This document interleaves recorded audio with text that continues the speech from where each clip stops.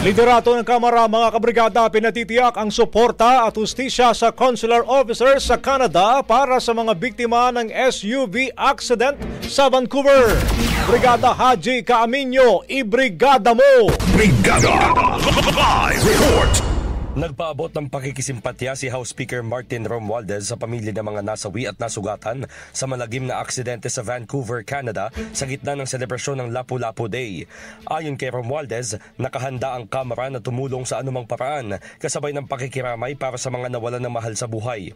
Hiniling rin nito sa Philippine Consulate Officers sa Canada na bilisan ang kilos at tiyaking na ibibigay ang suporta, proteksyon at hustisya para sa mga Pilipino. Bukod dito, nanawagan ng Speaker sa Canadian authorities na panagutin ang sospek at palakasin ang mga hakbang na titiyak sa kaligtasan ng Filipino community. Ipinunto ni Romualdez na higit pa sa nararamdamang sugat ang pagkawala ng buhay at pagkabigla ng Filipino-Canadian community.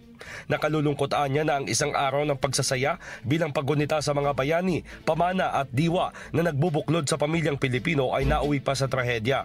Batay sa ulat, nasa 11 na ang bilang ng mga nasawi matapos na maararo ng SUV ang kumpol ng mga tao. In the heart of changing lives, ako si Brigada Haji Caaminyo ng 105.1 Brigada News FM Manila, The Music and News Authority. Brigada Balita Nationwide. Ang bahaging ito ay hatid sa atin ng Maxan Mangosteen Santon Coffee. Max Healthy, Max Sarap.